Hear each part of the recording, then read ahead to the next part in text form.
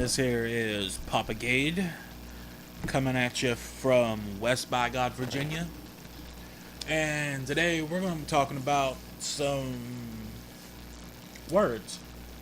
Because I love words. Now, I don't enunciate very well. And some of y'all might think that I've got an accent. That's a byproduct of being from West Virginia.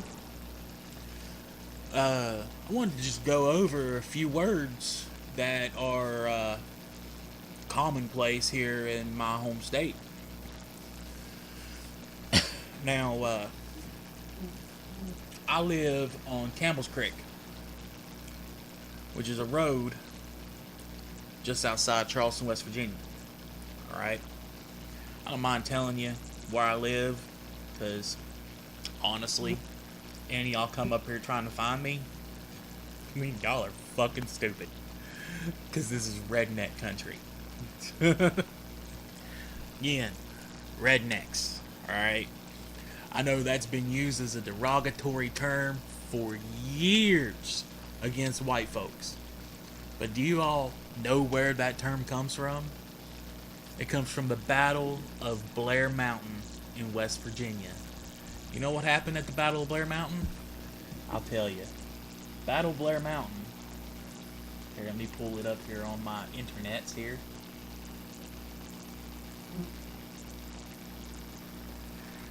I say, right here.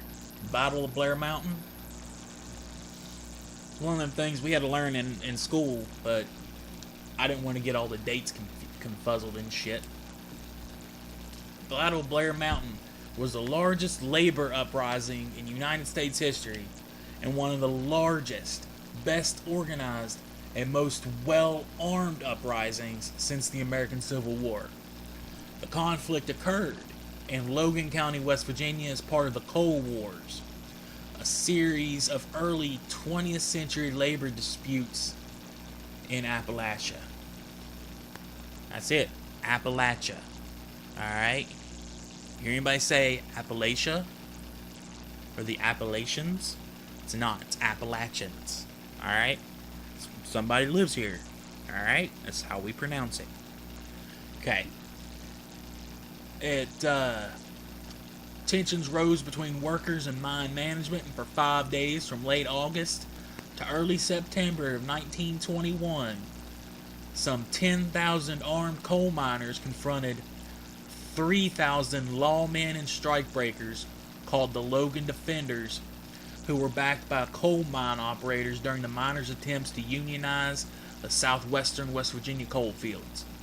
The battle ended approximately after approximately 1 million rounds were fired, and the U.S. Army intervened by presidential order.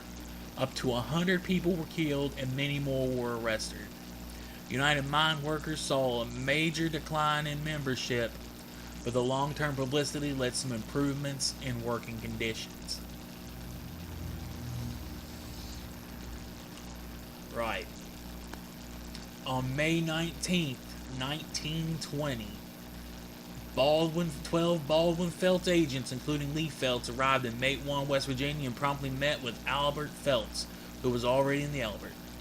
Albert and Lee were the brothers of Thomas Felts, the co-owner and director of the agency.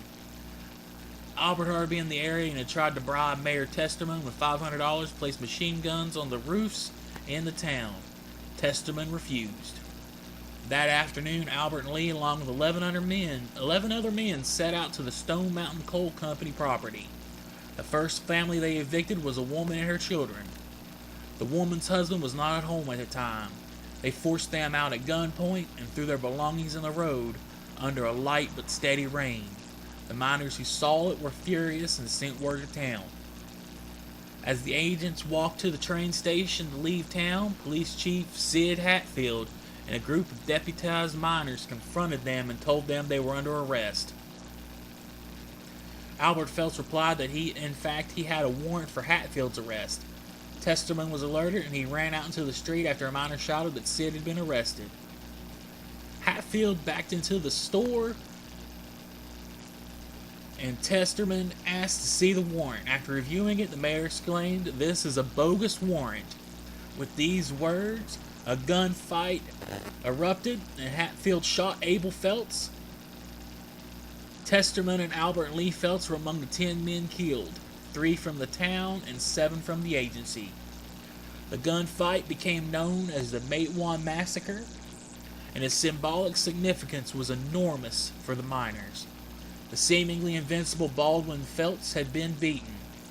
Sid Hatfield became an immediate legend and hero to the Union miners, and a symbol of hope that the oppression of coal operators and their hired guns could be overthrown. Throughout the summer and into the fall of 1920, the Union gained strength in Mingo County, as did the resistance of the coal operators. Low-intensity warfare was waged up and down the Tug River. In late June, state police under the command of Captain Brockus raided the Lick Creek tent colony near Williamson. Miners were said to have fired on Brockus and Martin's men from the colony. In response, the state police shot and arrested miners, ripped the canvas tents to shreds, and scattered the mining family's belongings. Both sides were bolstering their arms, and Sid Hatfield continued to be a problem, especially when he converted Testerman's jewelry store into a gun shop. On January 26, 1921, the trial of Hatfield for killing Albert Phelps began. It was in the national spotlight and brought much attention to the miners' cause. Hatfield's stature and mythical status grew as that trial proceeded. He posed and talked to reporters, fanning the flames of his own legend. All men were acquitted in the end, but overall the Union was facing significant setbacks. 80% of mines had reopened with the importation of replacements and the signing of Yellow Dog contracts. The Yellow Dog contract is an agreement between an employer and employee in which the employee agrees, as a condition of employment, not to be a member of a labor union. In the U.S., such contracts were, until the 1930s, widely used by employers to prevent the formation of unions, and by ex-strikers returning to the mines. In mid-May 1921, Union miners launched a full-scale assault on non-Union mines. In a short time, the conflict consumed the entire Tug River Valley. The 3 days battle was finally ended by a flag of truce and the implementation of martial law. From the beginning, the miners received the enforcement of martial law as one-sided. Hundreds of miners were arrested for the smallest infractions could mean imprisonment, while those on the side of law and order were seen as immune. The miners responded with guerrilla tactics and violence.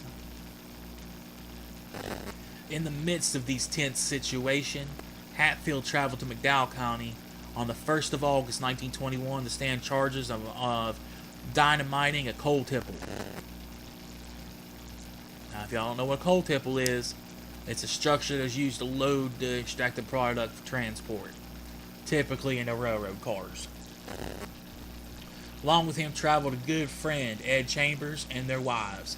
As they walked up the courthouse steps, unarmed and flanked by the wives, a group of Baldwin Phelps agents standing at the top of the steps opened fire. Hatfield was killed instantly. Chambers was bullet-riddled and rolled to the bottom of the stairs. Despite Sally Chambers' protests, one of the agents ran down the stairs and shot Chambers once more point blank in the back of the head. Hatfield and Chambers' bodies were returned to Matewan, and word of the slaying spread through the mountains. The miners were very angry at the way that Hatfield had been slain, and it appeared the assassins would escape punishment. They began to pour out of the mountains and take up arms. Miners along the Little Coal River were among the first to militarize and began actions such as patrolling and guarding the area. Sheriff Don Chafin was sent Logan County troopers to the Little Coal area, where armed miners captured the troopers, disarmed them, and sent them fleeing. On the 7th of August of 1921, the leaders of the United Mine Workers District 17, which encompasses much of southern West Virginia, called a rally at the state capitol in Charleston. These leaders were Frank Keeney and Fred Mooney, who were veterans of the previous mine conflicts in the region. Both were local, well-read, and articulate. Keeney and Mooney met with Governor Ephraim Morgan They presented him with a petition of the miners' demands. When Morgan summarily rejected the demands, the miners became more restless and began to talk of a march on Mingo to free the confined miners, end martial law, and organize the county. But Blair Mountain, Logan County, and Sheriff Chafin stood directly in the way. Now, at a rally on August 6th, Mary Harris, Mother Jones, called on the miners to march on the miners not to march into Logan and Mingo counties and set up the Union by force. Accused by some of losing her nerve, she feared a bloodbath and a battle between lightly armed Union forces and more heavily armed Logan County deputies. Yet feeling Morgan had lied to them again, armed men began gathering at Lenz Creek Mountain near Marmet in Kanawha County. Now, I've been to Lenz Creek. I've not been to Blair Mountain yet, but I've been to Lenz Creek. And I'm not too far from Marmet. It's right across the river from me in Kanawha County. Kanawha County. It's pronounced Kanawha. Okay? It might be spelled Kanawha.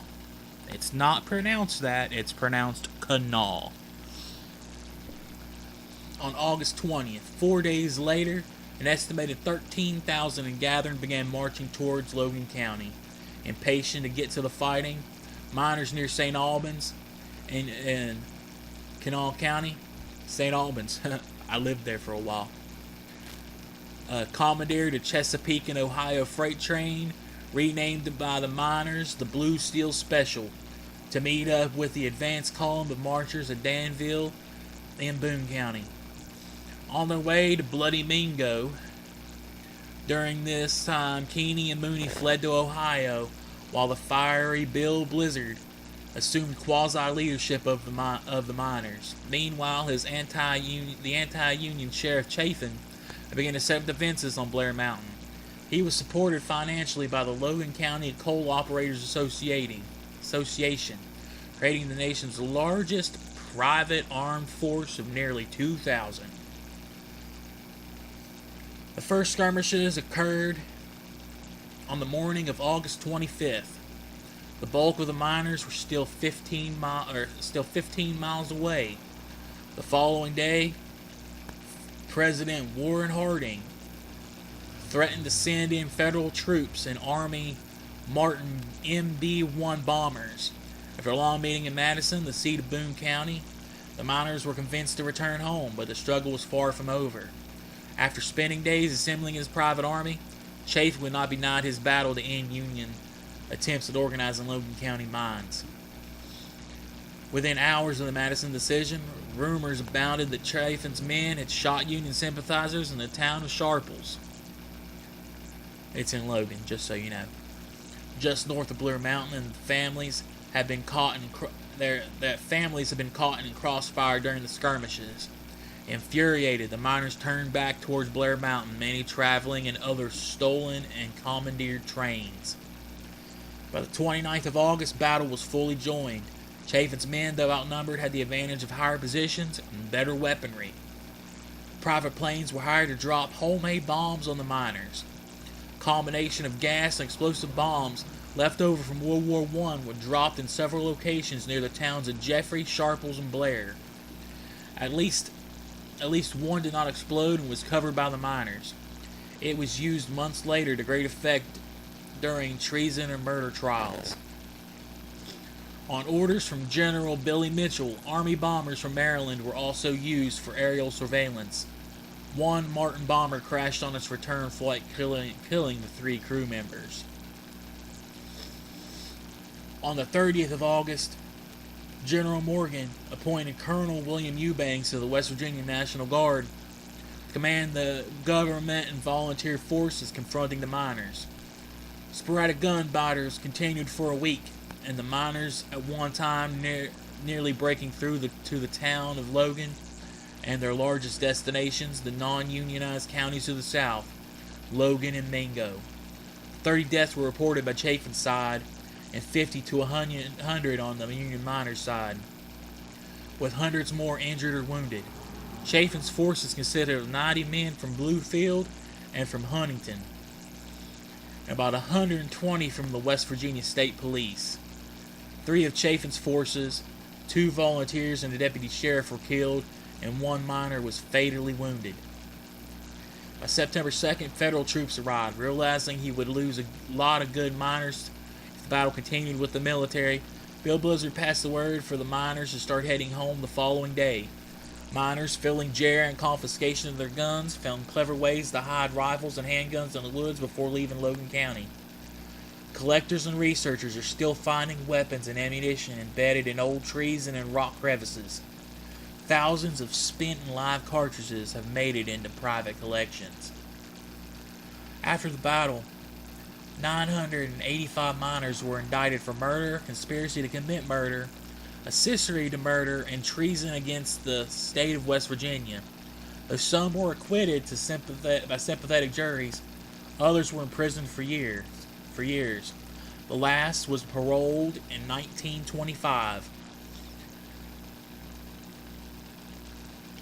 At Blizzard's trial, the unexploded bomb was used as evidence of the government and company's brutality, and he was acquitted.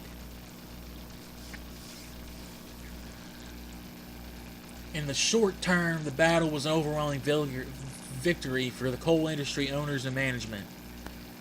United Mine Workers membership plummeted from more than 50,000 to approximately 10,000 over the next several years. And it wasn't until 1935, following the Great Depression and beginning of the New Deal under Franklin Delano Roosevelt, that the Mine Workers Association fully organized in southern West Virginia. The Union defeat had major implications for the Miners Association as a whole. After World War I, as the coal industry began to collapse, Union mining was no longer financially sustainable. Because of the defeat in West Virginia, the Union was undermined in Pennsylvania and Kentucky. By the end of 1925, Illinois was the only remaining unionized state that could compete in terms of soft coal productions, while the others listed.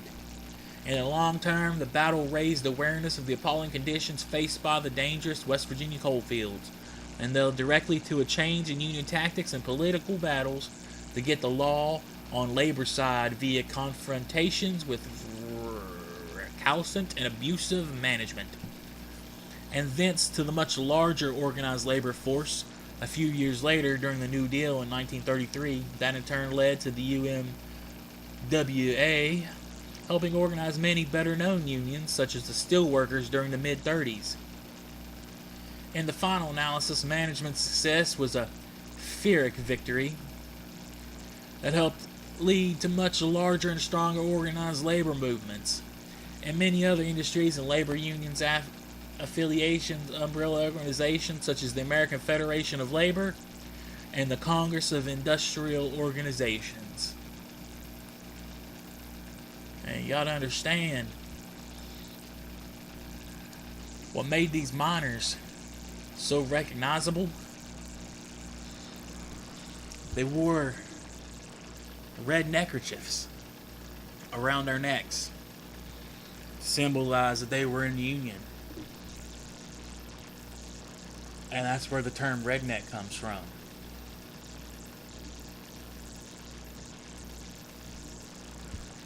Right. Now, in other words, in West Virginia. Now, we say things that are, we pronounce things funny here, right? Can't help it, just how we are. We're not backwards. We're really not. You know, we got our own way of thinking and our own way of doing things.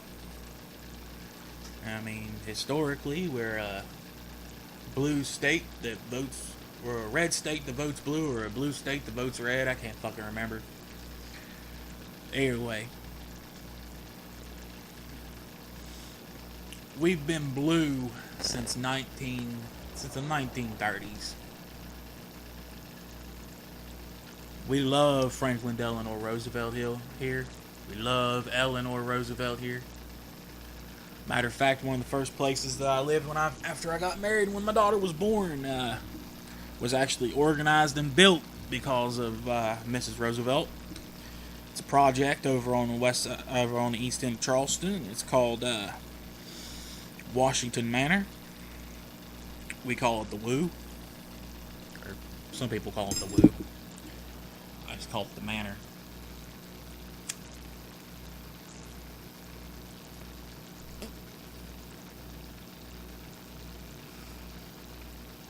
Yeah. That's the origination of the word redneck. And if anybody ever calls you a redneck, don't get pissed off. Wear it with pride.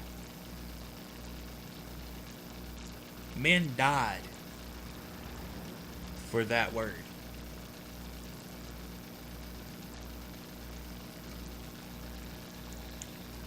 Alright. That's where I'm going to end today. I'm already 20 minutes into this. But, yeah. Y'all have a good one.